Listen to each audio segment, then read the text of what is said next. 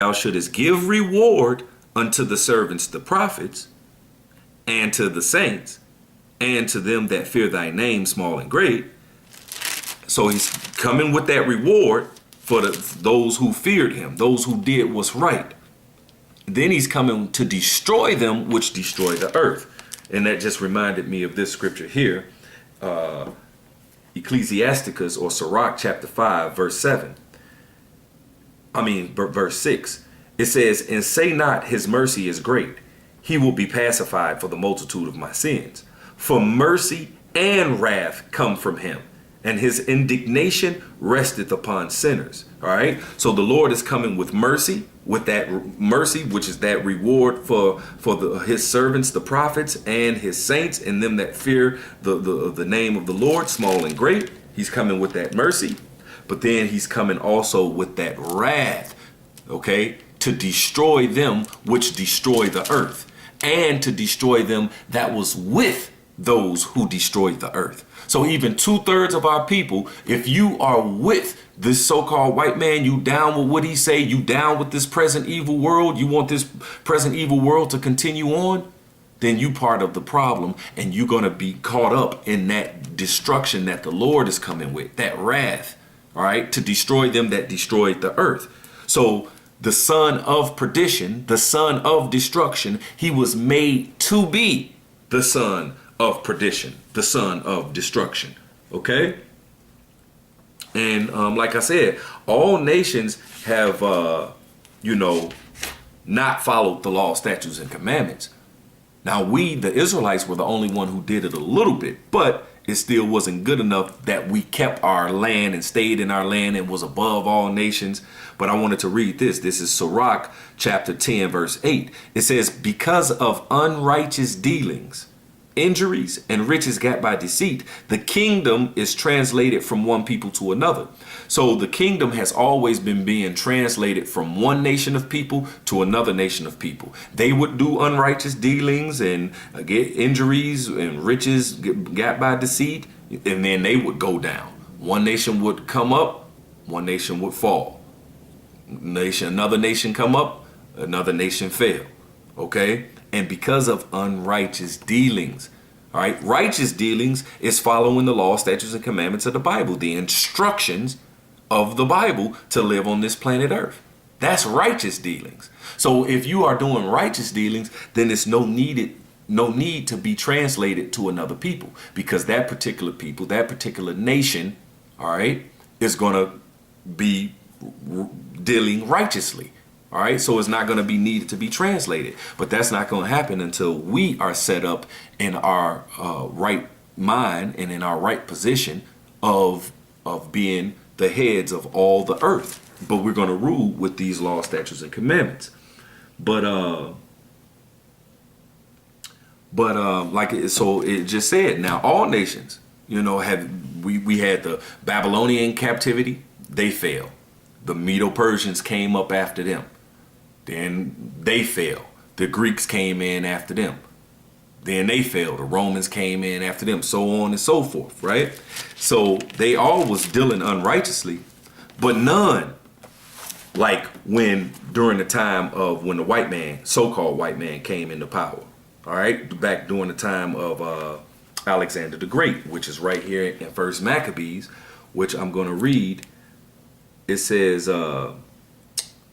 First Maccabees chapter 1 and 6. It says, wherefore he called his servants, talking about he, which is Alexander the Great, called his servants, such as were honorable and had been brought up with him from his youth, and parted his kingdom among them while he was yet alive.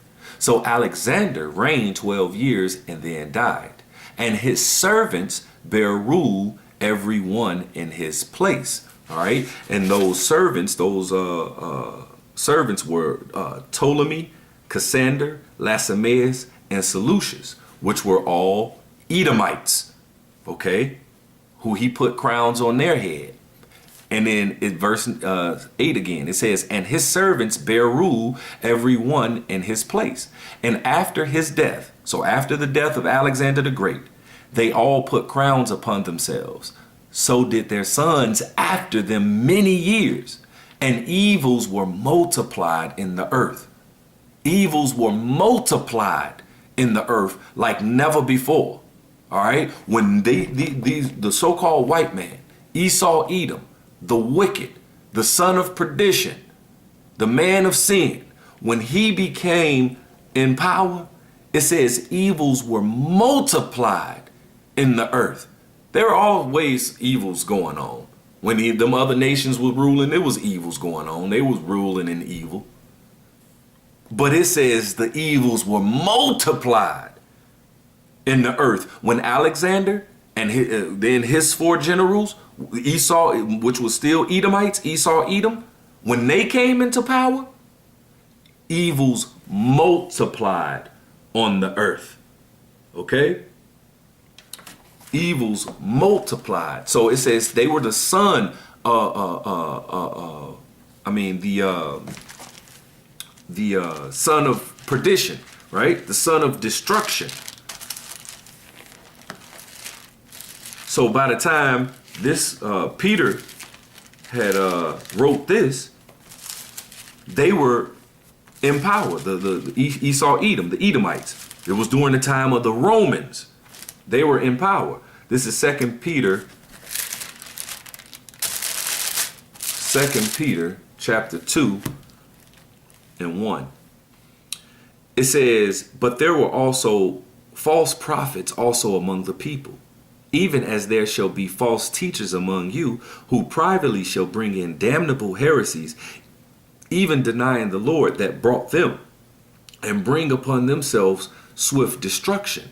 All right. So it's going to be among our people, false prophets, false teachers. All right. Who's going to bring in damnable heresies. Right. Verse 2, it says, and many shall follow their pernicious ways. All right. And many shall follow their pernicious ways. That pernicious is destructive. All right. Destruction. All right. Just like the son of perdition. All right. The son of perdition have all type of pernicious ways. All right. Destructive ways. It says, and many shall follow their pernicious ways, by reason of whom the way of truth shall be evil spoken of. So those that's in power now, all right, the son of perdition, they're going to have all type of pernicious ways that people are going to be following. All right, because they're going to play it off like it's something good, like it's peace and love and it's good. Okay. But all was deceit, just like in that first Maccabees. I know I'm all over the place, but Lord willing, the puzzle pieces are coming together to make, sense. And this is, Lord willing, edifying.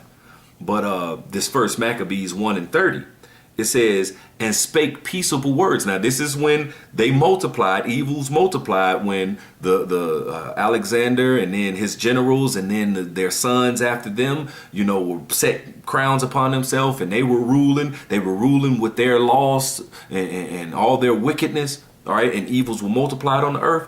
Verse 30, it says, and spake peaceable words unto them, but all was deceit. All right. They speak smooth words, peaceable words. They make it sound like it's going to be nice and good. It's good for you. All right. This is what they're going to do. But all is deceit. All is lies. Okay. So you so-called Negroes, Latinos, and Native Americans, you got to come from that delusion, man. All right. You got to come from those lies. You can't, matter of fact, let me look that up, because a lot of our people have this. Stockholm Syndrome. All right. Which Stockholm Syndrome means this: an emotional attachment to a captor formed by a hostage as a result of continuous stress, dependence, and a need to cooperate for survival. So here it is. Matter of fact, in that same chapter, 1 Maccabees chapter 1, verse 11. It says, now in those days went there out of Israel wicked men. So out of the Israelites went there out wicked men during the time of when the Greeks came into power and evils were multiplied and they were doing all type of evils.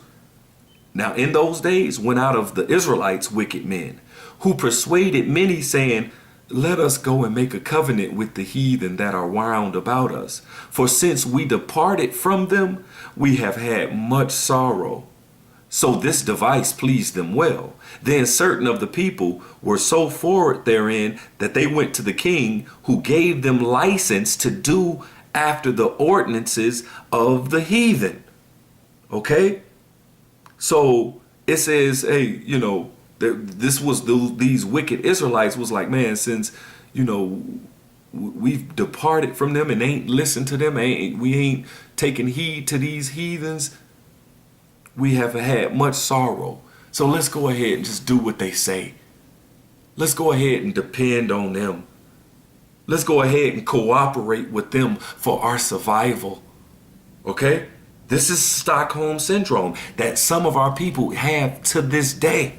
Once again, Stockholm Syndrome is an emotional attachment to a captor formed by a hostage. As a result of continuous stress, we continuously stress, all right? And we are dependent on them, you know, for everything, okay? But we shouldn't be dependent on them for our understanding and spirituality in our scriptures, okay? And we shouldn't depend on them for truth, all right? Yeah, we got to depend on them to get our clothes, to get our food, to get, because they own everything. You know what I'm saying? But the scriptures say that that was going to happen. Okay? But it says, formed by a hostage as a result of continuous stress, dependence, and a need to cooperate for survival. Okay? Our people have a need to cooperate. That's why it says, and many shall follow their pernicious ways. All right? They feel that they got to cooperate and they want to make it in this world. All right? They want to be somebody in this world. Okay? This is what our captors, Esau, Edom, set for us to do, to try to attain, try to be. See, but the Lord has risen up his elect. All right? Has risen up his men who are going to forsake this present evil world. Was going to forsake their own lives in this present evil world and have the knowledge of the truth to wake up our people before the Lord comes back and destroys this place and destroys the people in it. So you don't want to get caught up with following their pernicious ways. Okay? Hopefully this is making sense, man. Okay? You don't want to follow their pernicious ways. We want to follow the ways of Yahweh Hashem Yahweh Shai that was given exclusively to us. This is Deuteronomy chapter 5, verse 33.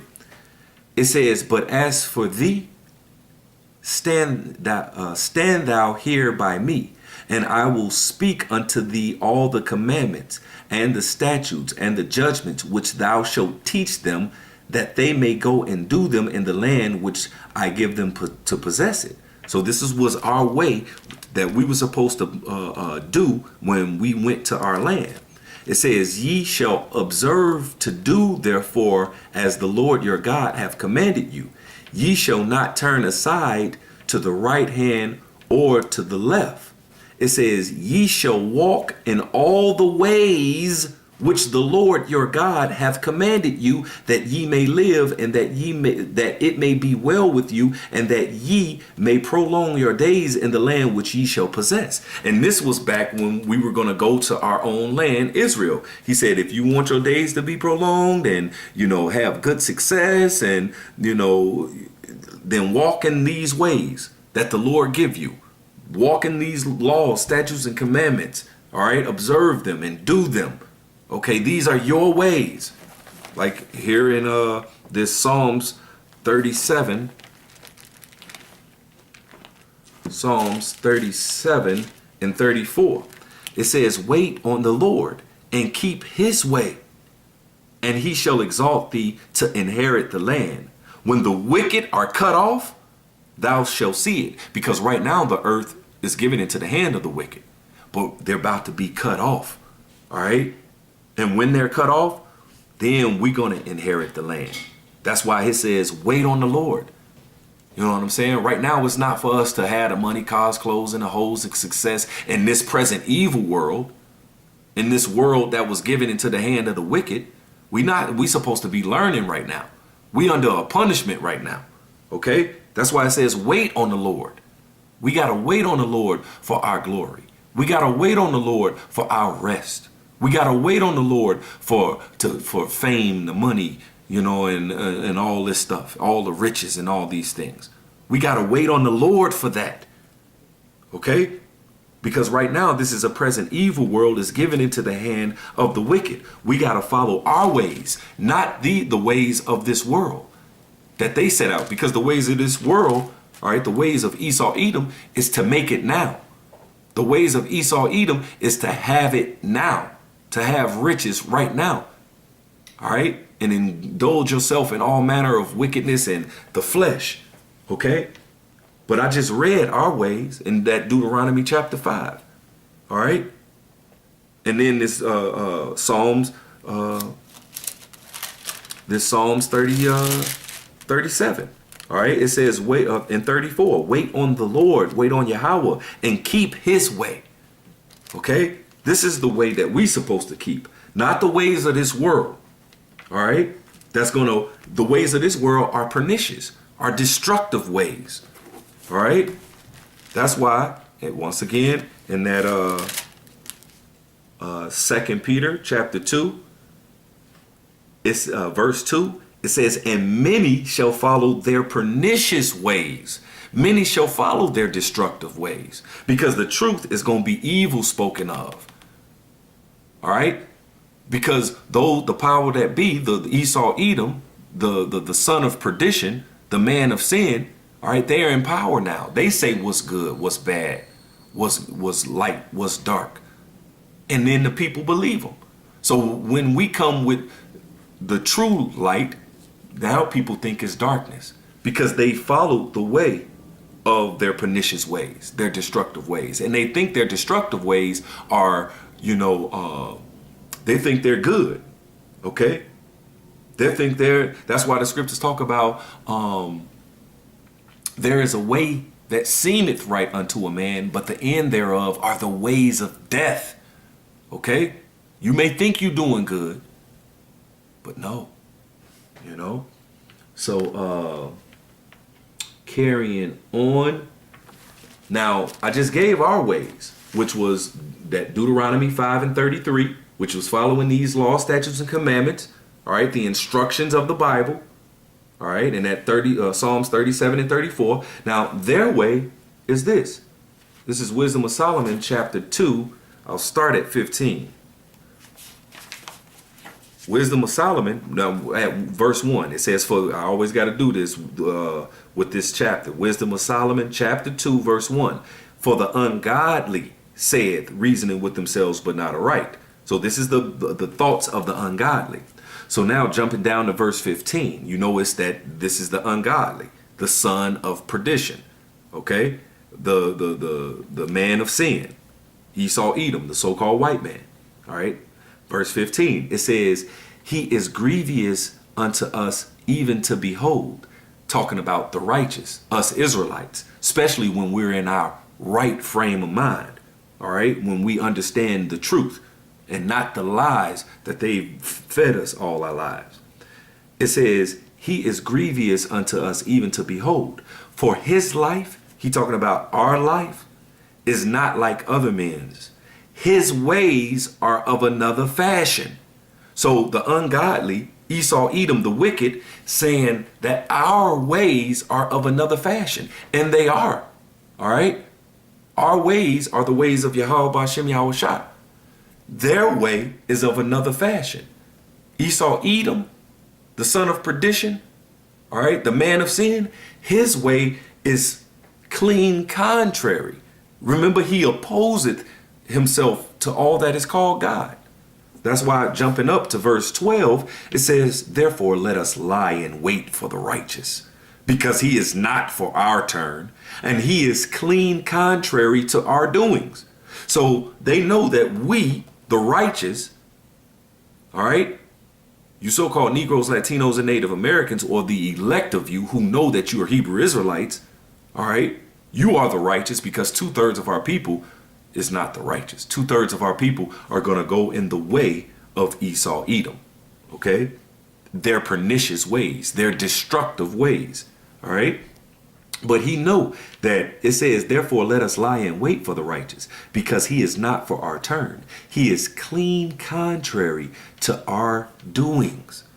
All right? Their ways, their doings are clean contrary to the law, statutes, and commandments. That's what I was giving the example about the sewing machine. All right. If you do the clean contrary to what the Bible says, then this when you get all this mayhem, death, disease, destruction that's going on in this world right now. That's why you got it like this. That's why it's like this. So if our people, if you a so-called Negro, Latino, or Native American, you're a Hebrew Israelite, but you are following the pernicious ways of Esau, Edom, the so-called white man, you down with that? You're going to get that destruction. All right. So jumping down to the last verse 24, it says, nevertheless, through envy of the devil came death into the world, and they that hold of his side do find it. So if you hold of the side of this devil, Esau, Edom, the so-called white man, the son of perdition, all right, the man of sin, if you hold to his side, you do find it.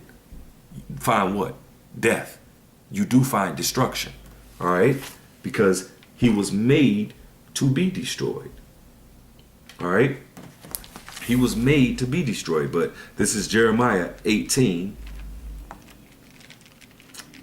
This is Jeremiah chapter 18 and 15. It says, because my people have forgotten me. So you Israelites, you forgot the Most High God. You forgot about doing the law, statutes, and commandments. You forgot that you were a special, chosen, royal people. So it says, because my people have forgotten me, they have burned incense to vanity. Meaning they serve all type of gods. They worship all type of doctrines, misinterpretations of the Bible, other doctrines of these other nations that they just made up. Burned incense to vanity, pointlessness. You did all that for nothing. It says, and they have caused them to stumble in their ways from the ancient paths, to walk in paths in a way not cast up. So our people are walking in ways that's not cast up. They're walking in ways that's destructive. They're walking in the ways of Esau, Edom, and these other nations, and not in the way that the Lord commanded them, which is following these laws, statutes, and commandments, which is these ancient paths, which is being separate from this present evil world. We not about the money, cars, clothes, and the hoes, and success here in the present evil world. We're not about that. We want the Lord to come back and destroy this place for all the abominations that's done in the midst thereof, for all the wicked and pernicious ways that's done in the midst thereof. Okay? You have to be totally against that. All right? But like it says, my people have forgotten me. They burn incense. They worship all manner of other things. All right? They stumble from their way. They stumble from the ancient paths to walk in paths in a way that's not cast up. That's not going to get you mercy when the Lord comes back with that destruction and wrath. If you walking in one of the ways of the world, then you're going to get destroyed like the ways of this world. All right? Because they're pernicious ways. They're destructive ways. Okay? Now, I want to jump into this Romans where it talks about these two children. All right? These two children which became nations. Two different nations, right? I'm going to just jump into it and then I'll get my point. This is Romans chapter 9, verse 11. It says, for the children being not yet born, neither having done any good or evil, that the purpose of God according to the election might stand, not of works, but of him that calleth. It was said unto her, the elder shall serve the younger. As it is written, Jacob have I loved, but Esau have I hated.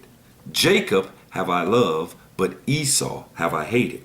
So the children being not yet born is talking about Jacob and Esau. Jacob and Esau we're talking about right here. Same as it is written. Where is it is written? Genesis. Genesis chapter 25.